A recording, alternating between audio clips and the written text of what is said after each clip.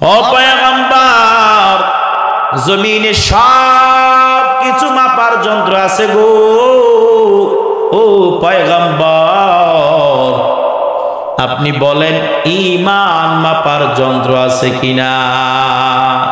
এলাকার মধ্যে হাজী সাহেব, কিন্তু এলাকার মধ্যে সবচেয়ে মিথ্যেবাদী বিচার করতে গেলে টাকা খাইয়া অন্যায়ের পক্ষে সালিশ করে দেয়, আছে না নাই? এ আল্লাহর বান্দা, অনেক আল্লাহর বান্দাদেরকে উপর থেকে দেখতে দেখা যায় আল্লাহওয়ালা, কিন্তু ভিতরে যাইয়া দেখো সব চাইতে কালো হইল তার অন্তরের খোলা। চিৎকার দিয়ে বলেন ঠিক কিনা? তাহলে ঈমান কার মধ্যে কতটুকু এটা জানে কে? আরো আওয়াজ দিয়া বলেন জানে কে?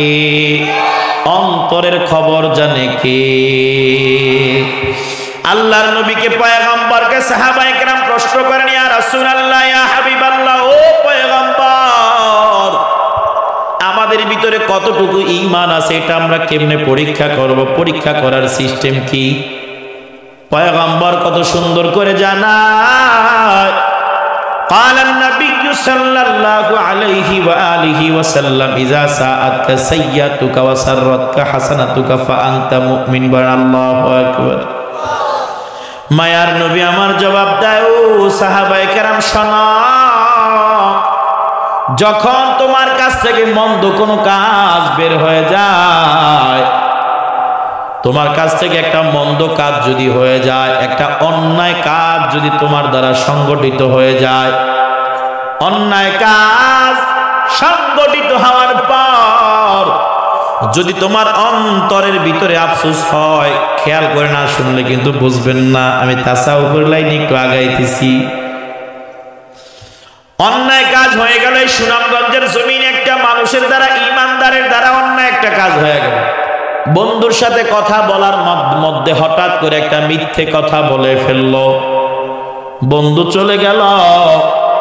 এবার ভিতর থেকে জবাব আসলো, মিথ্যে কথাটা বলার কি প্রয়োজন ছিল, না বললেও তো হইতো। আসিদকু ইউজিব অল কিযবু ইহলিক, এই মিথ্যা মানুষকে ফাঁসায়, সত্য মানুষকে বাঁচায়।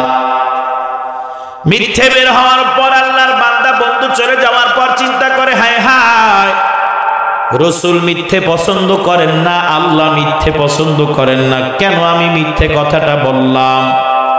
দোকানদার বাজার নেওয়ার জন্য কাস্টমার আসার পর ওজনে 100 গ্রাম কম দিয়েছে, কাস্টমার বাজার নিয়ে বিদায় হয়ে গেল। কাস্টমার যাওয়ার পর हर रंग में तू, हर बू में तू, हर जा में तू, हर दाम,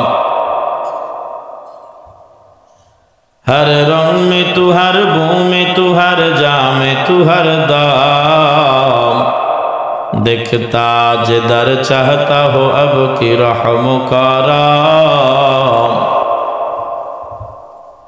देखता जिधर चाहता हो अब की रहम कराम, तू दिल में तू आता है समझ में नहीं आता, बस मान लिया मैं तेरे पहचान यही है, बस मान लिया मैं तेरे पहचान यही है। এই যে জান্নাতের বাগানে আপনারা এখানে এসেছেন, বিষয়ভিত্তিক আলোচনা শুনছেন, আলহামদুলিল্লাহ। আমাকেও একটি সূরা থেকে আলোচনা করতে বলা হয়েছে। সূরাটির নাম সূরাতু বানী ইসরাঈল। কুরআনুল কারীমের 15 আয়াত, 15 পারার প্রথম পৃষ্ঠায় সূরা বানী ইসরাঈল। কুরআনুল কারীমের 114 খানা সূরার মধ্য হতে 17 নম্বর সূরা এটি। আয়াত সংখ্যা 111। এই আয়াতে কারিমার মধ্যে যখন আমি ব্যাখ্যায় প্রবেশ করলাম, দেখলাম, তখন বুঝলাম যে এই সংগঠনের মূল যারা, এরা যে আসলে চালাক, বুঝবান, এটা আবারও প্রমাণিত হলো। আমি যখন কুরআনুল কারীমের সূরাতু বানী ইসরাঈলের আলোচনায় আসলাম, তখন আমি দেখলাম আল্লাহ তাআলা প্রথম আয়াতে কারিমার মধ্যে এক বিষয় আলোচনা করেছেন। দ্বিতীয় আয়াতে কারিমার মধ্যে আল্লাহ তাআলা মুসা পয়গম্বর এবং বনি ইসরাইল সম্পর্কে আলোচনা করেছেন। তৃতীয় আয়াতে কারিমার মধ্যে আল্লাহ তাআলা নূহ পয়গম্বরের কিছু আলোচনা এনেছেন।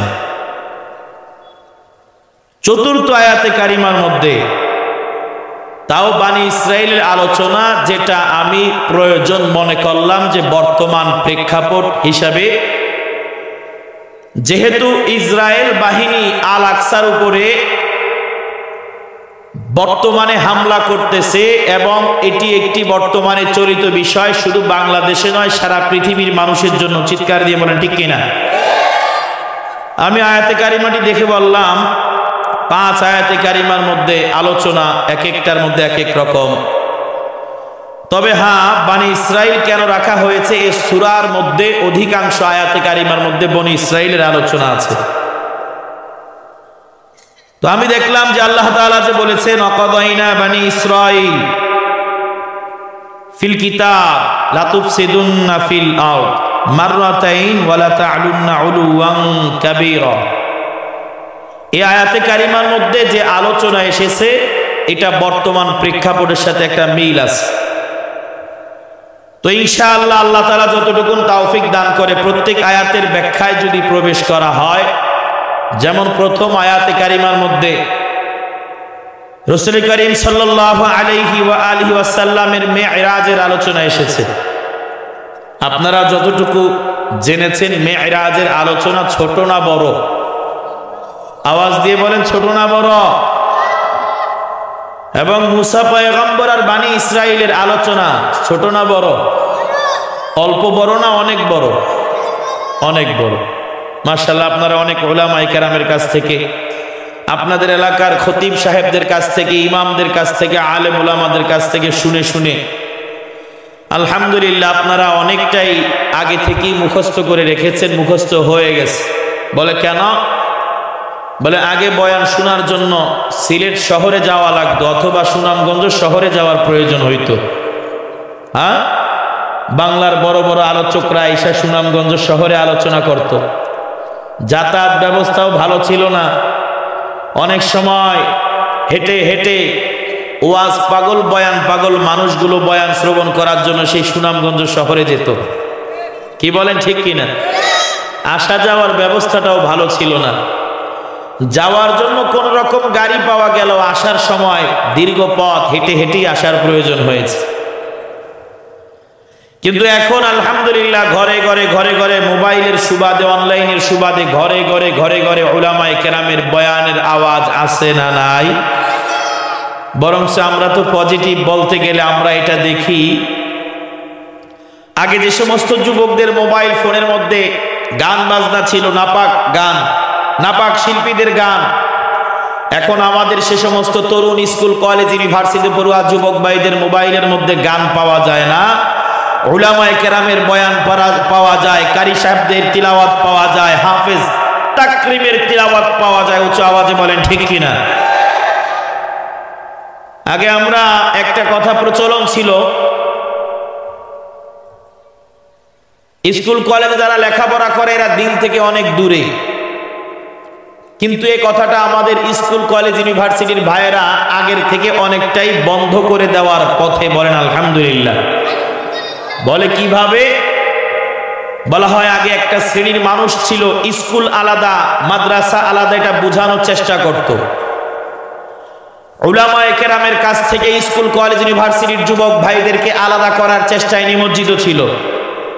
কিন্তু আলহামদুলিল্লাহ বাংলার জমিনের উলামায়ে কেরাম, আহলে হক উলামায়ে কেরাম বয়ানের ময়দানের মাধ্যমে, জুমাবার দিন খুতবার মাধ্যমে, ইজতেমার মাধ্যমে, চরমনায়ের মাধ্যমে, সারসিনার মাধ্যমে, উজানির মাধ্যমে এবং সিলেটের জমিনে আহলে হক উলামায়ে কেরাম মানুষের দ্বারে দ্বারে গিয়ে জুমার খুতবায়, অন্যান্য ময়দানে বুঝাইতে সক্ষম হয়েছেন। কলেজ ইউনিভার্সিটিতে পড়ুয়া যুবকদের সাথে উলামায়ে কেরামের মিল রাখা অতীব জরুরি। উচ্চ আওয়াজে বলেন ঠিক কিনা? আর আমার যুবক ভাইরা এটা মেনেও নিয়েছেন আলহামদুলিল্লাহ, যার জ্বলন্ত উদাহরণ আমরা কিছুদিন আগে নিয়েছি। স্কুল কলেজ ইউনিভার্সিটি যারা লেখাপড়া করে এরা যে এখন দিন নিয়ে অ্যানালাইসিস করে, গবেষণা করে, এটা আবারও প্রমাণ হয়েছে সেদিন ব্র্যাক বিশ্ববিদ্যালয়ের আসিফ মাহতাব স্যারের মাধ্যমে। চিৎকার দিয়ে বলেন ঠিক কিনা?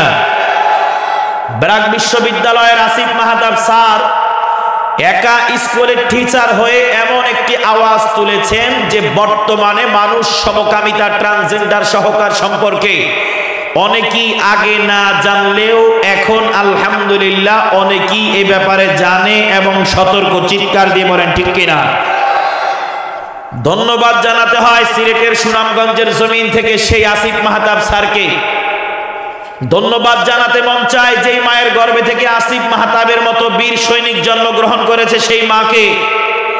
ধন্যবাদ জানাই সুনামগঞ্জের জমিন থেকে যেই বাবা তাকে জন্ম দিয়েছে সুসন্তান, সেই বাবা গৌরবময় বাবাকে ধন্যবাদ জানাতে চাই সুনামগঞ্জের জমিন থেকে। কি বলেন সুনামগঞ্জবাসী, আপনারা তৈরি আছেন তো ইনশাআল্লাহ?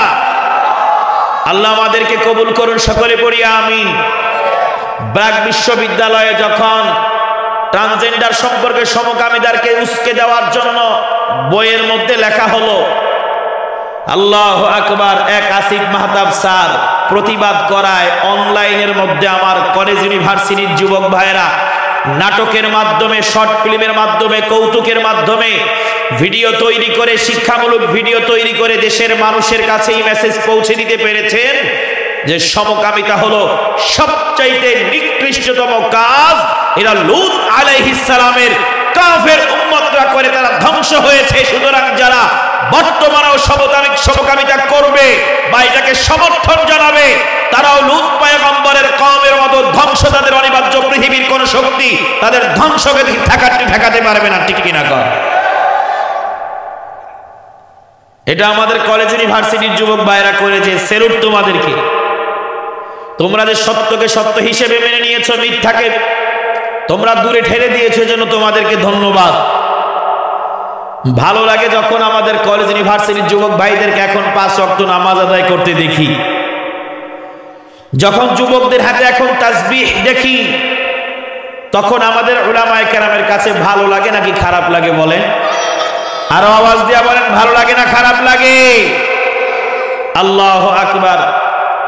আল্লাহ রাব্বুল আলামিনের কত দয়া, কত অনুগ্রহ, কত মায়া যে আল্লাহ তাআলা বান্দার নিয়তের মধ্যে পরিবর্তন করার কারণে যেই বান্দা গুনাহের সাগরে ডুবে থাকতো হারদাম হারদাম, ওই বান্দা উলামায়ে কেরামের বয়ান শুনে তাফসীর উপস্থিত হয়ে তাবলীগ জামাতে সময় লাগিয়ে চরবনে উজানি সারসিনা এবং আহলে হক আহলে পীর সাহেবদের সোহবতে গিয়ে এখন নিজেকে এতটাই পরিবর্তন করেছে, নামাজের সময় হলে কলেজ ইউনিভার্সিটির যুবককে আগে বন্ধুদের আড্ডাখানায় স্বেচ্ছায় থাকতো, এখন বন্ধুদেরকে নিয়ে আল্লাহর ঘর মসজিদে চলে যায়। ঠিক কিনা কর?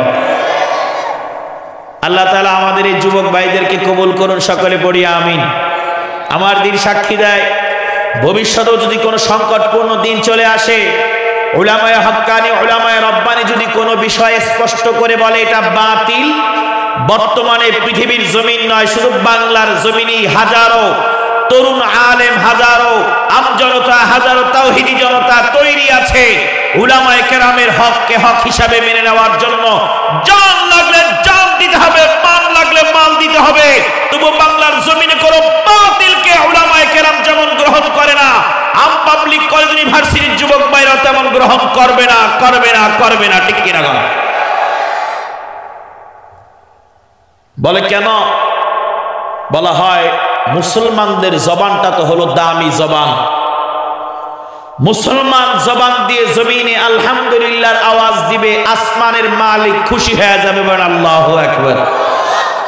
মুসলমানের জবানটা এত দামি জবান, মুসলমান জবান দিয়ে জমিনে একবার সুবহানাল্লাহর আওয়াজ দিবে, আল্লাহ তাআলার আরশে আজিম পর্যন্ত থরথর করে কাঁপা শুরু হয়ে যাবে। বলেন আল্লাহু আকবার।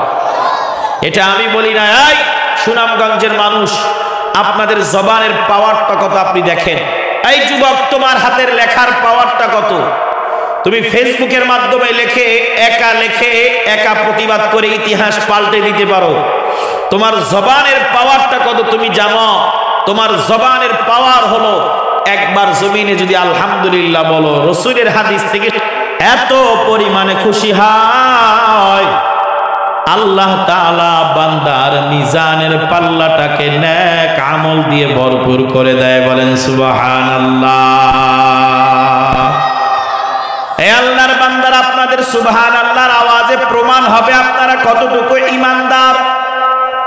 আপনাদের আলহামদুলিল্লাহর আওয়াজে প্রমাণ হবে আপনাদের ভিতরে ঈমানের পাওয়ার কেমন। এটাও অন্য হাদিসে পাওয়া যায়, বলবো ইনশাআল্লাহ। মদিনাওয়ালা নবী জানান, এ উম্মত, তোমার জবানের এত পাওয়ার।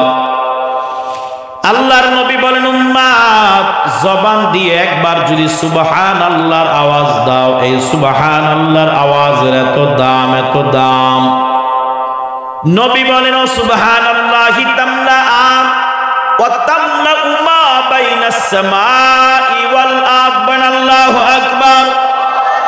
নবী বলেন, একবার যদি কোন উম্মত আল্লাহকে রাজি আর খুশি করার জন্য সুবহানাল্লাহর আওয়াজ দেয়, দয়ার আল্লাহ দয়া করে এত খুশি হয়, আল্লাহ রাব্বুল আলামিন বান্দার জন্য আসমান এবং জমিনের মধ্যবর্তী যতটুকু ফাঁকা জায়গা, আল্লাহ রাব্বুল আলামিন এই পুরো ফাঁকা জায়গাটাকে বান্দার আমলনামায় নেক দিয়ে ভরপুর করে দেয়। বলেন সুবহানাল্লাহ। এই যে সুবহানাল্লাহর আওয়াজ দিয়েছেন, আপনাদের ভালো লেগেছে কার কার কাছে? একটু হাতটা তুলে দেখান তো, ভালো লাগছে কার কাছে? মাশাআল্লাহ, মাশাআল্লাহ। হাত নামান, হাত নামান, মাশাআল্লাহ।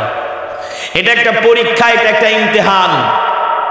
আপনাদের ভাইরা এসেছে, তারা পিছনে দাঁড়িয়ে আছে, আপনাদের সামনে ফাঁকে ফাঁকে কিছু জায়গা আছে।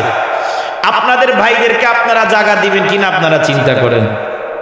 আপনাদের ভাইদেরকে আপনারা একটু সামনে এগিয়ে এসে জায়গা দিবেন কিনা এটা আপনারা চিন্তা করেন। কি বলেন? আপনাদের মুসলমান ভাইরা পেছনে দাঁড়িয়ে থাকবে না জায়গা পাবে? জায়গা পাবে তো? একটু সামনে আসেন। লা ইলাহা ইল্লাল্লাহ, লা ইলাহা ইল্লাল্লাহ, লা ইলাহা ইল্লাল্লাহ, লা ইলাহা ইল্লাল্লাহ, লা ইলাহা লা ইলাহা ইল্লাল্লাহু মুহাম্মাদুর রাসূলুল্লাহ সাল্লাল্লাহু আলাইহি ওয়া আলিহি ওয়াসাল্লাম। এই যে আপনারা সুবহানাল্লাহর আওয়াজ বললে সবাই সুবহানাল্লাহর আওয়াজ দেন, এটা একটা পরীক্ষা, ইমতিহান। বলা হয় কি পরীক্ষা, কি ইমতিহান? আল্লাহু আকবার। আপনারা বলেন সুবহানাল্লাহর আওয়াজ ভিতর থেকে ঈমান থেকে আসে নাকি বেঈমান থেকে আসে? আরো আওয়াজ দিয়া বলেন সুবহানাল্লাহর আওয়াজ এটা ঈমানদারের আওয়াজ নাকি বেঈমানের আওয়াজ? আরো আওয়াজ দিয়া বলেন আলহামদুলিল্লাহ এটা ঈমানদারের আওয়াজ নাকি বেঈমানের আওয়াজ? একটু খেয়াল করেন, ১৫০০ বছর আগে একটা ইন্টারভিউ নিয়েছে পয়গম্বরের সাহাবায়ে কেরামের দল। সুবহানাল্লাহর আওয়াজ এটা ঈমানের আওয়াজ, আলহামদুলিল্লাহর আওয়াজ এটা ঈমানের আওয়াজ। আল্লাহর নবীর কোন হাদিস শুনলে সুবহানাল্লাহ অটোমেটিক জবান থেকে বের হয়ে যায়। চিৎকার দিয়ে বলেন ঠিক কিনা? ভাইরা আমার, পয়গম্বরের সাহাবী পয়গম্বর সাল্লাল্লাহু আলাইহি ওয়া আলিহি ওয়াসাল্লামকে প্রশ্ন করেন, ইয়া রাসূলুল্লাহ, ইয়া হাবিবাল্লাহ, ও পয়গম্বর, জমিনে সব কিছু মাপার যন্ত্র আছে গো, ও পয়গম্বর আপনি বলেন ঈমান মাপার যন্ত্র আছে কিনা?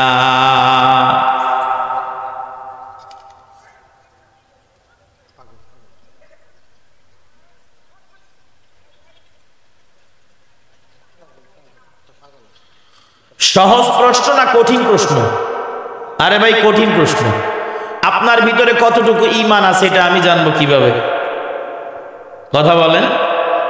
দেখা যায় ৫ ওয়াক্ত নামাজ পড়ে হাজী সাহেব, কিন্তু এলাকার মধ্যে নাম করা সুদখোর আছে না নাই? কথা বলা আছে নাই? এলাকার মধ্যে হাজী সাহেব, কিন্তু এলাকার মধ্যে সবচেয়ে মিথ্যেবাদী, বিচার করতে গেলে টাকা খাইয়া অন্যায়ের পক্ষে সালিশ করে দেয়, আছে না নাই? এ আল্লাহর বান্দা, অনেক আল্লাহর বান্দাদেরকে উপর থেকে দেখতে দেখা যায় আল্লাহওয়ালা, কিন্তু ভিতরে যাইয়া দেখো সব চাইতে কালো হইল তার অন্তরের খোলা। চিৎকার দিয়ে বলেন ঠিক কিনা? তাহলে ঈমান কার মধ্যে কতটুকু এটা জানে কে? আরো আওয়াজ দিয়া বলেন জানে কে? অন্তরের খবর জানে কে? আল্লাহর নবীকে পয়গম্বরকে সাহাবায়ে কেরাম প্রশ্ন করেন, ইয়া রাসূলুল্লাহ ইয়া হাবিবাল্লাহ, ও পয়গম্বর আমাদের ভিতরে কতটুকু ঈমান আছে এটা আমরা কেমনে পরীক্ষা করব? পরীক্ষা করার সিস্টেম কি? পয়গম্বর কত সুন্দর করে জানায়। قال النبي صلى الله عليه وآله وسلم إذا ساءتك سيئتك وسرتك حسنتك فأنت مؤمن بالله أكبر। মায়ার নবী আমার জবাব দেয়, ও সাহাবায়ে কেরাম শোনো, যখন তোমার কাছ থেকে মন্দ কোনো কাজ বের হয়ে যায়, তোমার কাছ থেকে একটা মন্দ কাজ যদি হয়ে যায়, একটা অন্যায় কাজ যদি তোমার দ্বারা সংগঠিত হয়ে যায়, অন্যায় কাজ সংগঠিত হওয়ার পর যদি তোমার অন্তরের ভিতরে আফসোস হয়, খেয়াল করে না শুনলে কিন্তু বুঝবেন না, আমি তাসাউফের লাইনে একটু আগাইতেছি। অন্যায় কাজ হয়ে গেল, এই সুনামগঞ্জের জমিনে একটা মানুষের দ্বারা, ইমানদারের দ্বারা অন্যায় একটা কাজ হয়ে গেল। বন্ধুর সাথে কথা বলার মধ্যে হঠাৎ করে একটা মিথ্যে কথা বলে ফেললো, বন্ধু চলে গেল, এবার ভিতর থেকে জবাব আসলো, মিথ্যে কথাটা বলার কি প্রয়োজন ছিল, না বললেও তো হইতো। আসিদকু ইউজিব অল কিযবু ইহলিক, এই মিথ্যা মানুষকে ফাঁসায়, সত্য মানুষকে বাঁচায়। মিথ্যে বের হওয়ার পর আল্লাহর বান্দা বন্ধু চলে যাওয়ার পর চিন্তা করে, হায় হায়, রাসূল মিথ্যে পছন্দ করেন না, আল্লাহ মিথ্যে পছন্দ করেন না, কেন আমি মিথ্যে কথাটা বললাম? দোকানদার বাজার নেওয়ার জন্য কাস্টমার আসার পর ওজনে 100 গ্রাম কম দিয়েছে, কাস্টমার বাজার নিয়ে বিদায় হয়ে গেল। কাস্টমার যাওয়ার পর এইবার দোকানদার দোকানে বসে বসে আফসোস করা শুরু করে দেয়, হায় খোদা, হায় খোদা, কেন আমি 100 গ্রাম কম দিলাম? আমার কি উপায় হবে? কেন আমার দ্বারা এই অন্যায় কাজটা হয়ে গেল? আহারে, অন্যায় কাজ না হইলে তো কত ভালো হইতো। এই কথাটাই আল্লাহর নবী বলেছেন, যদি তোমার মন্দ কাজ তোমাকে আফসোস জাগায়, আর যদি তোমার ভালো একটা কাজ করার পর অন্তরে তোমার কাছে ভালো ফিল হয়, ভালো অনুভব হয়, বলে ভালো কাজ কেমন? রাতের গভীরে হঠাৎ ঘুম ভেঙে গেল, চিন্তা করলাম 1 ঘন্টার মধ্যে আর ঘুম আসবে না। 1 ঘন্টার মধ্যে যেহেতু ঘুম আসবে না, সময়টাকে নষ্ট করে লাভ নাই। আল্লাহর বান্দা উযু কইরা তাহাজ্জুদের নামাজ আদায় করতে দাঁড়ায়া যায়, আর তাহাজ্জুদের নামাজে দাঁড়াইয়া আল্লাহকে ডাক দেয়, ও দয়ার মালিক, মা বাবা আত্মীয় স্বজন সবাই রাতের গভীরে ঘুমায়, আপনি ছাড়া, আমি ছাড়া এখন আর কেউ সজাগ নাই রে আল্লাহ, আপনি আমার রব, আমি আপনার গোলাম, যত অন্যায় করেছি এ পর্যন্ত সব অন্যায়গুলোকে আপনি মাফ করে দেন। এই যে বান্দাটা নামাজ আদায় করলো, তাহাজ্জুদের নামাজ, ফজরের আজান হয়ে গেল, মুনাজাত শেষ করলো, এবার বান্দার কাছে মনে মনে একটু ভালো লাগতেছে, যাক অনেকদিন পর আমি আজকে তাহাজ্জুদের নামাজ আদায় করতে পারলাম। এলাকার মধ্যে এক মুসলমান বিপদে পড়ে গেল, আল্লাহর বান্দা দৌড়ে এসে সহযোগিতা করলো। আল্লাহর বান্দা সহযোগিতা করার পর এইবার আল্লাহর বান্দার কাছে একটু ভালো লাগতেছে, যাক আলহামদুলিল্লাহ, অন্য একজন মুসলমানের বিপদে আমি একটু সহযোগিতা করতে পারলাম। কলেজ ইউনিভার্সিটির যুবক ভাইরা হঠাৎ করে এলান শুনতে পায়, সংবাদ শুনতে পায়, এলাকার মধ্যে একজন মহিলা এইভাবে ডেলিভারি রোগী হবে, সন্তান জন্মগ্রহণ করবে, প্রসব বেদনা শুরু, ব্লাড দরকার, রক্তের প্রয়োজন 3 ব্যাগ। আল্লাহর বান্দারা মনে করেন এই স্কুলের কোন ছাত্র হৃদয়বান, ভালো ছাত্র, ওস্তাদেরা ভালো, শিক্ষক যেমন ভালো, ছাত্র তো হয় তেমন ভালো। এই এলাকার স্কুলের ছাত্ররা চিন্তা করলো, হায় হায়, আমার শরীর রক্ত কম নাই, এক ব্যাগ রক্ত যদি অন্য মাকে দেওয়া হয়, হয়তো বা হতে পারে আমার এক ব্যাগ রক্তের উসিলায় জীবনটা বেঁচে যাবে। আল্লাহর বান্দা রক্তটা দিয়ে দিল। এইবার আল্লাহর বান্দার কাছে ভালো লাগা শুরু করে দিল, ও যা হোক আমি একজন মুসলমানকে রক্ত দিয়ে হলেও তো সহযোগিতা করতে পারলাম। এ আল্লাহর বান্দারা সার সংক্ষেপ, হাদিসের সার সংক্ষেপ আলোচনা হলো। রাসূল বলেন, তোমার মন্দ কাজ তোমার দ্বারা হয়ে গেলে যদি ভিতর থেকে কেউ বাধা দেয়, যদি কেউ আফসোস জাগাইয়া দেয় এটা করা দরকার ছিল না, আর একটা ভালো কাজ হয়ে গেলে যদি একটু আশা জাগায়, উৎফুল্লতা জাগায়, আল্লাহর নবী বলেন যেটা তোমার ভিতর থেকে খারাপ কাজ হয়ে গেলে বাধা দেয় আর ভালো কাজ হয়ে গেলে আনন্দ দেয়, বুঝতে হবে তোমার মধ্যে ঈমান আছে। চিৎকার দিয়ে বলেন আল্লাহু আকবার। আর আওয়াজ দিয়ে বলেন আল্লাহু আকবার। এই সুনামগঞ্জের মুসলমান, আকাশ বাতাস প্রকম্পিত করে আওয়াজ দাও আল্লাহু আকবার। ও আল্লাহর বান্দারা আওয়াজ দাও, আওয়াজ দাও। এই বাংলার জমিনের সুনামগঞ্জের মুসলমানের যুবক ভাইরা, তরুণ সমাজের আওয়াজ দাও। আজ তোমার মতো যুবকদের আওয়াজ বন্ধ হয়ে যাওয়ার কারণে আল আকসার জমিনে বেঈমানের আওয়াজ বাড়াইয়া আমার আল আকসার জমিন ধ্বংস করতে চায়। চিৎকার দিয়ে বলো ঠিক কিনা? ওই মাদ্রাসার ছাত্র বুঝি না গো, মাদ্রাসার ছাত্র বুঝি না, স্কুল বুঝি না, কলেজ ইউনিভার্সিটি বুঝি না, আমার দিন সাক্ষী দেয় বাংলার জমিনের যুবক ভাইরা যদি সচেতন হয়, এলাকার মধ্যে কারোর বাবার ক্ষমতা নাই বিয়ের অনুষ্ঠানে গান বাজনা বাজাবে, বক্স বাজাবে, ঠিক কিনা কাও? এলাকার যুবকরা, তরুণ সমাজ যদি এক হয়ে যায়, এলাকার মধ্যে কারো বাবার ক্ষমতা নাই, জমি দখল করে খাইবে, অন্যায় করবে, মুসলমান 100 যুবক যদি দাঁড়াইয়া বলে এই খবরদার, আমরা আল্লাহর বান্দা নবীর উম্মত, আমরা বেঁচে থাকতে এই জমিনে কোনো অন্যায় কাজ হতে দিব না। দুই একজন মুরব্বীরা যদি অন্যায় কাজ করে 100 যুবককে দেখলে পাতলা পায়খানা শুরু হয়ে যাবে, ঠিক কিনা গাও? আল্লাহর বান্দারা মুসলমান, শোনো শোনো শোনো, আজ ফিলিস্তিনের জমিনে, আমাদের আল আকসার জমিনে, ফিলিস্তিনের জমিনে আমাদের হামাস যোদ্ধারা কি করেছে মুসলমান তোমার শোনার দরকার আছে, শোনো। বলে কেন? সূরাত বানী ইসরাঈলের 4th আয়াতে আল্লাহ রাব্বুল আলামিন এদের কথা বলেন। আল্লাহ রাব্বুল আলামিন বলেন, ওয়াকাদাইনা ইলা বানী ইসরাঈলা ফিল কিতাব লাতুফসিদুন্না ফিল আরদি মাররাতাইনি ওয়া লাতা'লুন্না উলুওয়ান কাবীরা। আল্লাহু আকবার।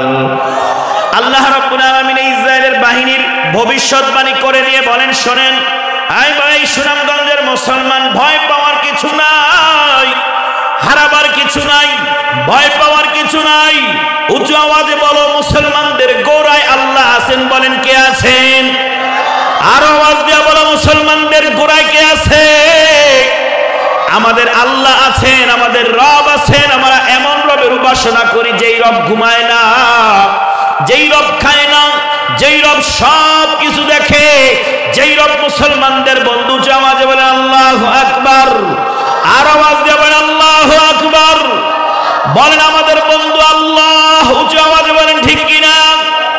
ওই বাংলার জমিনের সুনামগঞ্জের মুমিন মুসলমান, শোনো, আল আকসার জমিনে ইসরায়েল বাহিনী যতই হামলা মামলা করুক না কেন, যতই ওরা মসজিদ ঘরগুলোকে ভেঙে দিক না কেন, আহারে সংবাদের পাতায় কি খবর মেলেন না, চোখটা মেলেন না, নজরটা বুলান না। ও বাংলার জমিনের যুবক, শীতের সময় তুমি হাঁসের পাটি দেওয়ায় অভ্যস্ত হয়ে গেলা, ব্যস্ত হয়ে গেলা।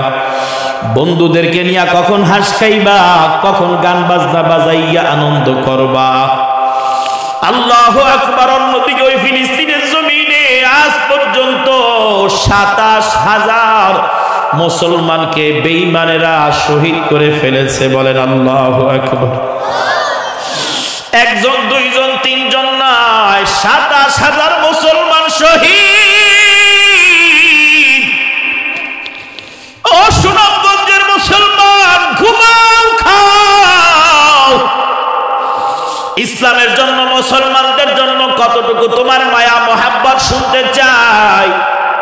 একজন, দুইজন, তিনজন নয়, ২৭,০০০ মুসলমানকে বেঈমানেরা শহীদ করে দিল। কত যুবতী বোনদেরকে পালাক্রমে বেঈমানেরা গ্রুপ করে করে করে করে ধর্ষণ করলো। আমার যুবতী বোনদের পোশাক খুইলা উলঙ্গ কইরা ছাইরা দিয়ে আমার রাস্তায় হাত। অনলাইনে দেখলাম যুবতী বোন লজ্জাস্থান ঢেকে বলে, এই বেঈমানেরা বলে হাত দৌড়া, না হলে গুলি করব। বেঈমানদেরকে আমার যুবতী বোন ডেকে বলে, তোদের উপর আল্লাহর গজব নাজিল হবে, আজ হোক কাল হোক তোরা ধ্বংস হবি, তোরা ধ্বংস হবি, তোদের ধ্বংস কেউ ঠেকাতে পারবে না। চিৎকার দিয়া বলো ঠিক কিনা? আল্লাহর বান্দারা তরুণদেরকে ধরে ধরে ধরে ধরে নিয়ে যায়। গত পরশুদিন দেখলাম আহত হয়ে আমাদের মুসলমান যুবকেরা চিকিৎসা নেওয়ার জন্য যখন হাসপাতালের বিছানায় ভর্তি হয়ে গেল মুজাহিদরা, ওই বেঈমানেরা, ইসরায়েলের গোয়েন্দা বাহিনীরা, বেঈমানেরা, জাহান্নামের কীট, খারাপ অসভ্য গাদারা হাসপাতালের পোশাক পইরা, ডাক্তারের বেশ দইরা হাসপাতালের বিছানায় প্রবেশ কইরা চিকিৎসাধীন অবস্থায় আমাদের মুসলমানদেরকে হাসপাতালের মধ্যে পর্যন্ত গুলি করে শহীদ করতেছে।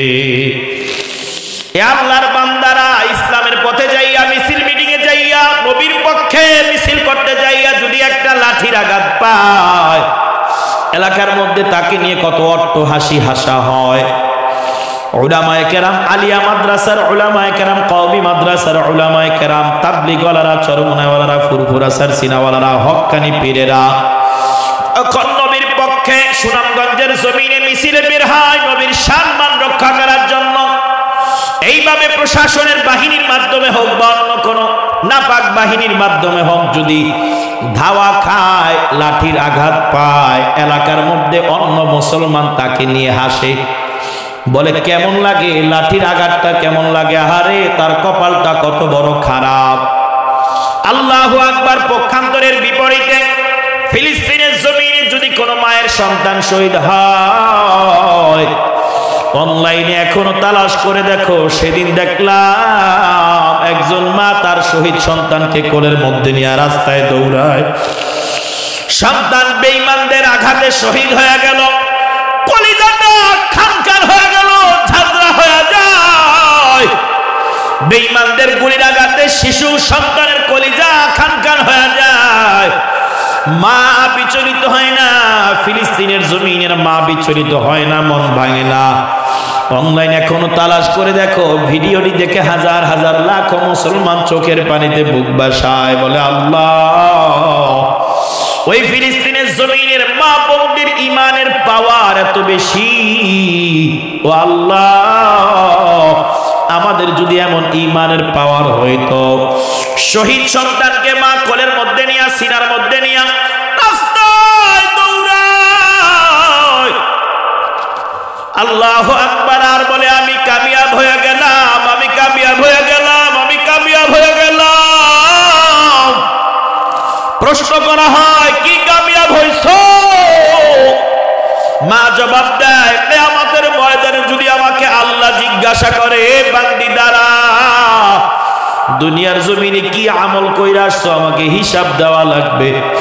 আমি আমার শহীদ সন্তানটাকে সামনে দিয়া বলবো, আল্লাহ, দুনিয়ার জমিনে আর কোনো আমল করতে পারি নাই। আমার কলিজার দল, কলিজার টুকরা সিরা মানিক রতনকে আমি আপনার রাস্তায় বেঈমানরা শহীদ করছে রে মালিক।